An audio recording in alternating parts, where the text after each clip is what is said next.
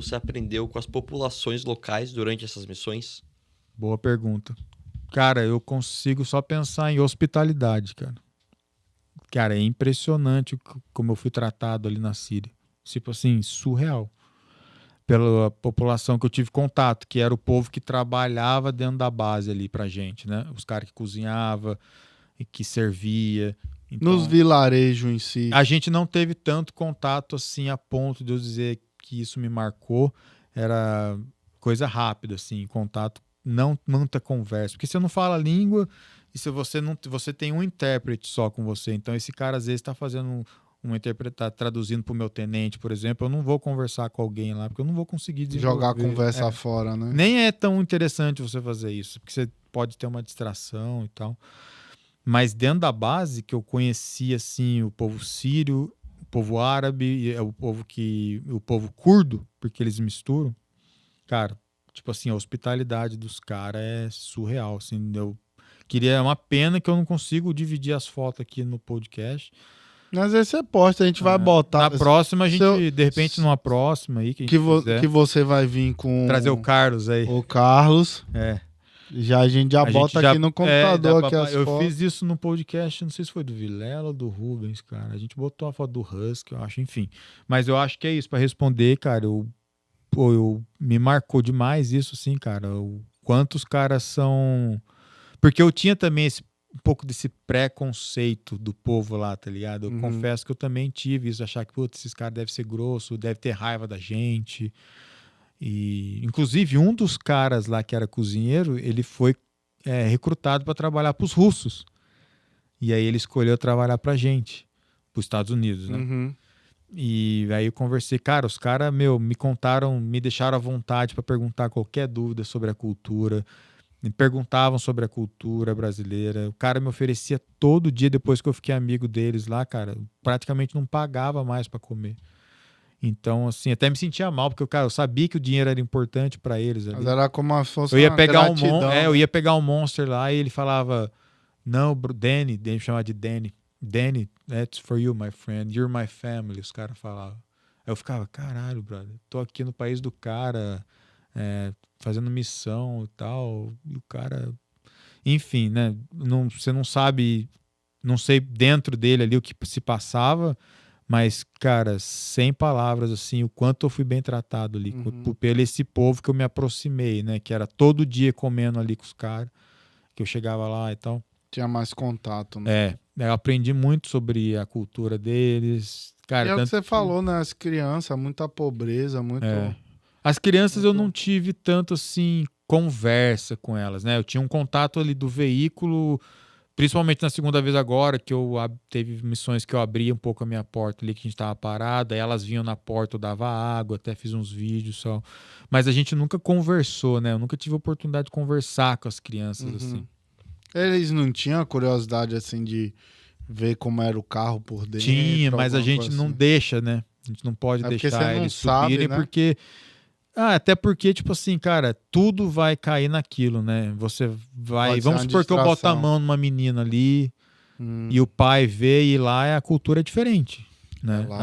Lá a gente não... Cara, teve um caso até, falando disso, teve uma moça que que os veículos são altos, né? E tinha uma casa que ela tinha um muro, mais ou menos na altura do veículo, e eu escaneando, né? Olhando, vendo as coisas, e eu vi que ela tava botando as roupas no varal. E eu falei, normal, beleza e tal. E ela não tava com o lenço cobrindo o rosto dela, tava só em volta do rosto dela. Tava sem o véu. Ela tava sem o shemag ali e tal. Sim. Enfim. E aí, acho que é o hijab que eles chamam. Hijab. Mulher, né? E aí, cara, isso me marcou demais, porque eu tava olhando pra ela e eu tava sem óculos, geralmente eu tava de óculos, nesse dia eu tava sem óculos, e a gente fez eye contact, eu olhei olho no olho, e eu sabia que isso não é legal lá. Mas, cara, foi uma coincidência. Tipo, virou, bateu. E ela também. E ela tava segurando, assim, as roupas dentro de uma bacia, um balde. Cara, sério, Yuri, imediatamente, cara, ela pegou essa bacia e botou na cara dela, assim.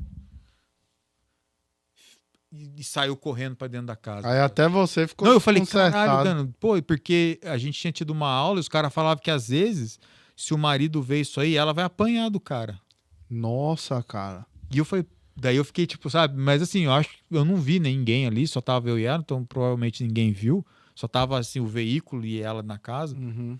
Mas isso me marcou demais, cara. Ela fechou a cara assim com a panela. E assim, correu o balde, pra dentro. correu pra dentro da casa. Eu falei, caralho, o negócio é sério aqui mesmo. Foi bem A logo que eu tinha cultura.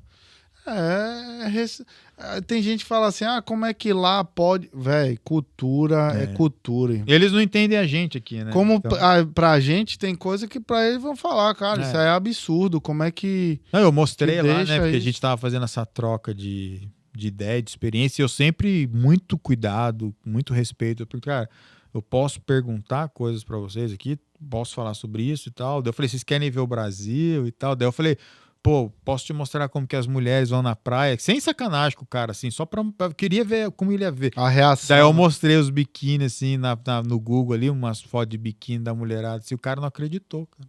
Falou, como assim, brother? Então, pra ele, isso é um É o absurdo. estranho, entendeu? Não, é tipo assim, como assim? Isso é um absurdo. Então, Agora, interessante que cultura, cara. um cara lá, que era um dos managers lá, a esposa dele, ele morava horas e horas de distância da base. Então ele ficava 15 dias na base e 15 dias ele ia para casa. Uhum. E ninguém pode saber que ele trabalha ali, porque não poderiam o Estado Islâmico Ainda poderia... tinha isso, né? Que quem escondido. trabalhava ali tinha que Você ser... tá servindo nos Estados Unidos, né? E aí ele tava contando que na região dele, que era bem afastada onde eu tava em Deir ez-Zor, que é uma região bem rural, muito rural. Teve, inclusive, naquela região que teve uma das batalhas, não diria mais maiores, mas teve umas batalhas entre Rússia e Estados Unidos lá por volta de 2008, por aí. E onde eles estavam tentando atacar uma base lá que é Cônico, e os Estados Unidos defendeu e tal, e os caras tomaram uma surra. Isso, um russo assume isso num podcast e tal, que a gente apanhou dos Estados Unidos lá. Enfim, aí ele estava explicando que a diferença de cultura entre a região que a gente estava ali, que era Deir ez-Zor, com a região que ele morava, que era lá perto da fronteira com a Turquia. Aí ele mostrou foto da esposa dele. A esposa dele já se vestia mais como aqui no Ocidente. Não De cobriu o blusinha, rosto. não tava com o rosto. Inclusive eram moças bonitas até. Isso 1 hora, Mais de 1 hora, ele morava bem longe. 2 horas, 3 horas. Ele falou que tava umas 3 a 4 horas de distância, assim. Mas se a gente for pensar 3, 4 horas pra uma Pra mudança mudar tanto. radical dessa, Sim. Eu também achei bem interessante isso. Ele falou que aquilo lá era tranquilo. Mas na onde ele tava ali era uma região mais conservadora. Ali eles não aceitariam. que é o que você falou, né? São clãs ali.